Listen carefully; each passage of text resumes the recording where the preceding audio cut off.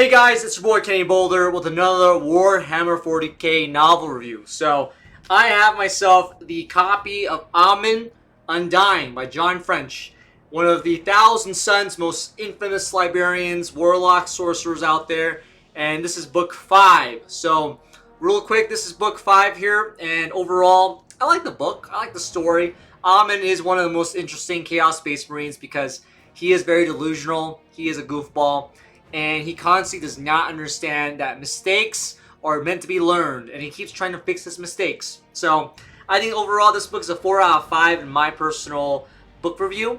And of course, this is book 5, so if you're watching this right now, you must have read the other 4 books, and I have all 5 books of Ahriman. So Ahriman, Exile, Sorcerer, Unchanged, Eternal, and Undying. So all of these books here I've been reading for a long time, and of course, it all features our favorite Chaos Space Marine. So we're only going to be talking about Undying, and of course, how has the sagas ended with John French, with Ahriman, and of course, the goofs and the gaffs here. So overall, I'm very impressed. I enjoy his story. I think there's parts of the book where I'm kind of like, it's not too fun, but there's a lot of plot devices that you had to kind of conclude from Eternal. And overall, again, I enjoyed it. So this is where I'm going to say this is where the spoilers are, okay? So spoilers are right here. And before we do that, we're going to go and talk about the book cover itself. So, of course, the book cover is pretty sick. There's Ahriman himself. He's surrounded by fires and flames because of the Prio Demon. The Prio Demon is a character / entity from the last book, and he is currently trying to take over and destroy all the Thousand Sons. So the Thousand Sons is, splintered. Ahriman is actually a member of the Thousand Sons, but he's not a part of the Thousand Sons. He's actually an exile Chaos Space Marine who is basically his own master. And here he is. It's very sick. It's very cool.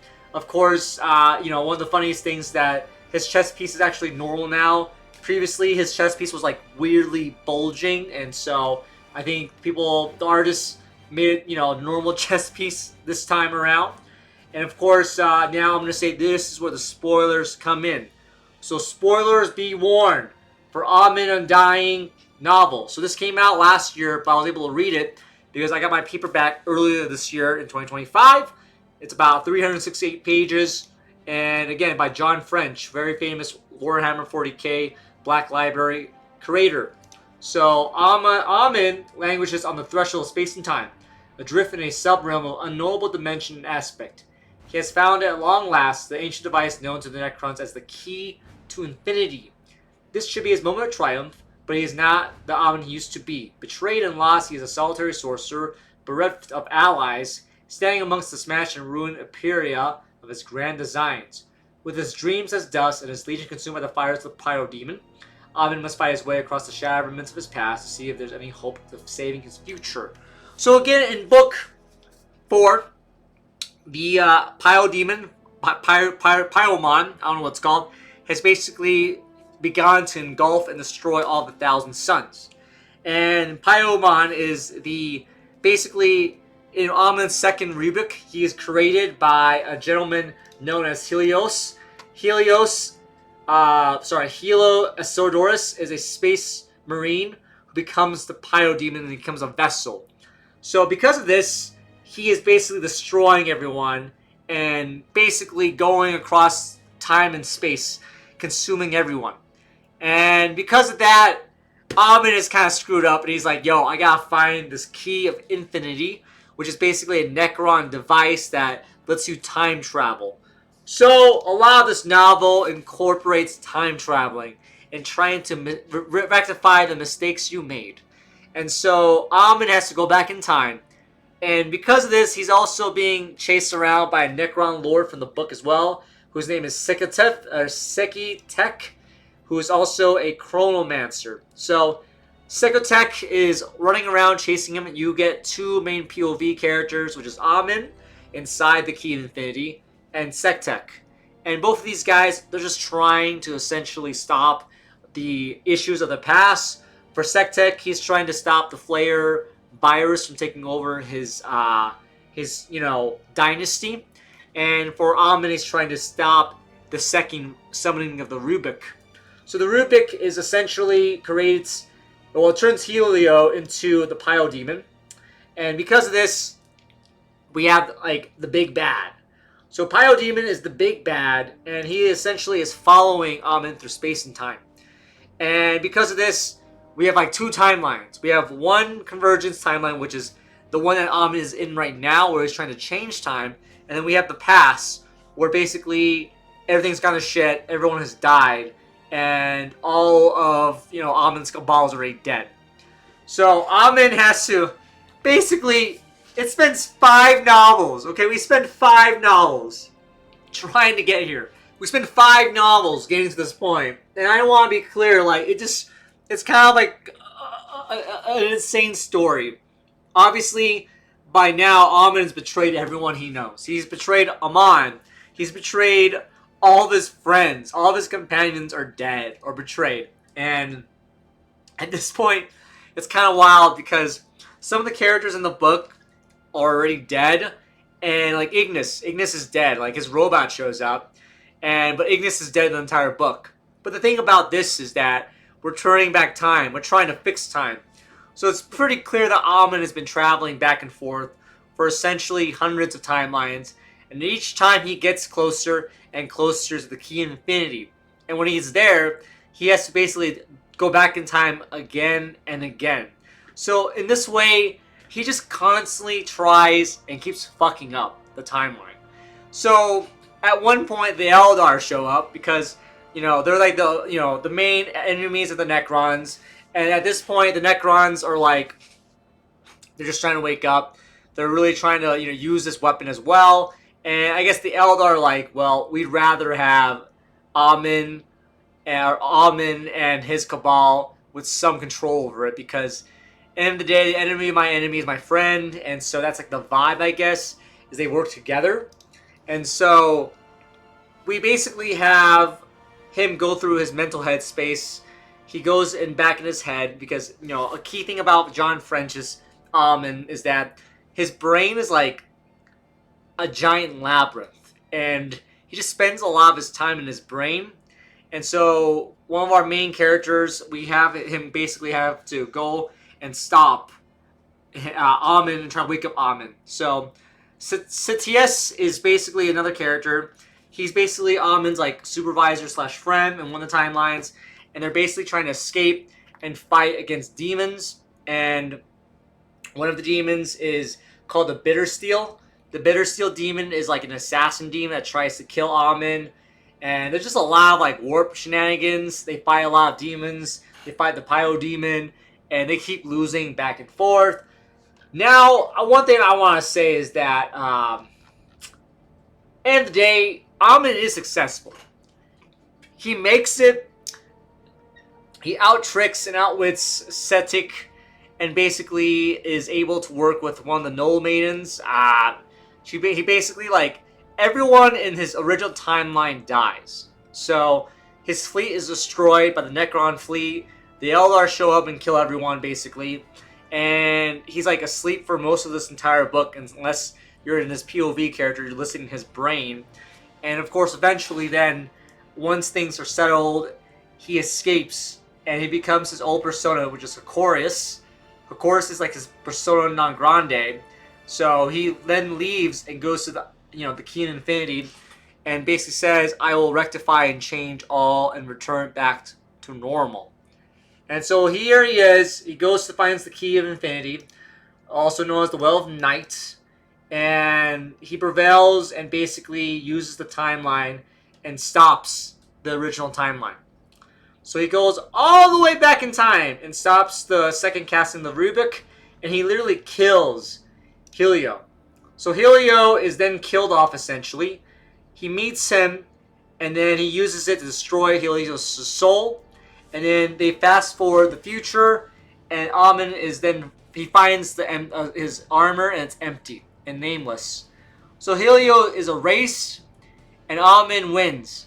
And he is like basically like, yes, all my friends are back alive again. We are now officially good to go. And now we must find the Black Library. So it's just wild for me that it's kind of like a giant, like, it's one of those stories where it's kind of like, you know, I'm not a fan of time. I'm not a fan of like time paradoxes, but it makes Ahriman very goofy because he constantly loses in this book. And obviously, a lot of dead characters die and they come back because of the new timeline, which kind of makes me like say like, ah, dude, really? We're gonna do time warp shenanigans? And I'm not a fan of like multiple timelines, and I get it. It's like warp shenanigans, warp fuckery, but he literally uses a Necron device that basically changes the entire past. And it's a pretty big change. I mean, this demon is basically described as like it is unstoppable. Pyodemon is basically like, or Pyodemon is basically like impossible to defeat. It consumes everyone, everything. It turns everyone into like red flaming, like, you know, thousand sun guys. And it's just kind of like overpowered. So I guess that's how you addressed it. You literally have to go back in time and destroy the demon itself. And of course, you know, the Eldar are happy. The Necrons lose completely. Obviously, Sektik is gone. He becomes part of the Mind Flayer virus. He does not exist anymore. The only one that really wins, I guess, in all this is Ahriman himself. And I feel like he doesn't really learn much of a lesson. His lesson is that, okay, I've lived many lifetimes. I know, like, you know, I went to the future. I'm back in the past. And now my goal is to find the Black Library. And so, it's a lot of novels. Again, this is 5 novels worth of stories. And, like, I've been reading the Ahriman story since, like, 2018. And obviously, he's a goofball. He does not learn his lessons. He keeps fucking things up. And, of course, his whole thing is that he's going to, you know, save the Legion, save the Thousand Suns. He's going to fix the Rubik. He's going to bring back all of his brothers at all costs at any step of the way. He is the most delusional Chaos Space Marine imaginable, and no one trusts this man. And his Cabal also barely trusts him as well. And obviously, he's a very powerful, very influential Chaos Space Marine Warlock Sorcerer.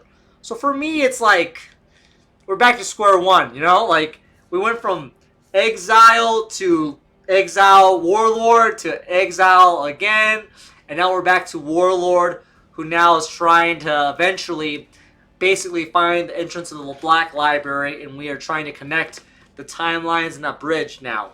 And I feel like, again, I'm not just a fan, and this is I don't want to nitpick this, but time travel, time fuckery is always kind of hard for me in general.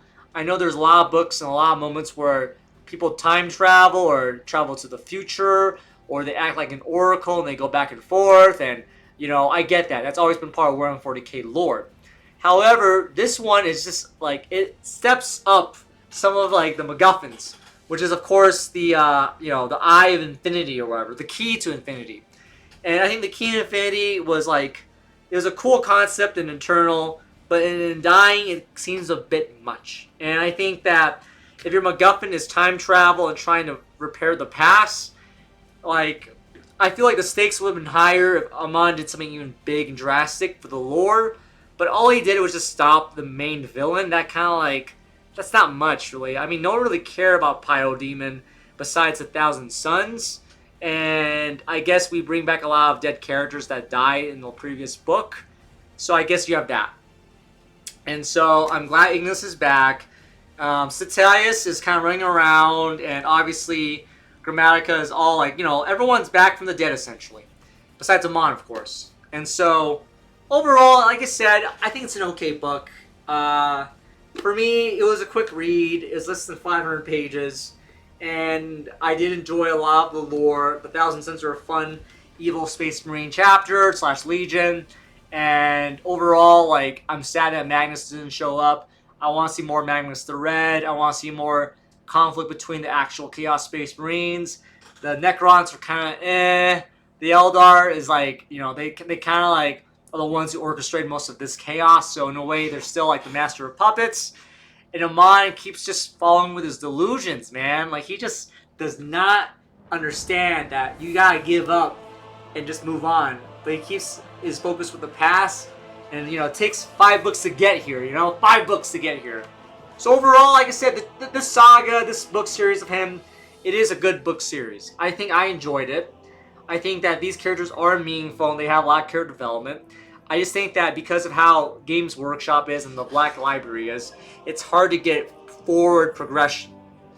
And again, a lot of characters are introduced, a lot of characters come back, a lot of characters die or not die, and it's kind of hard for me to care.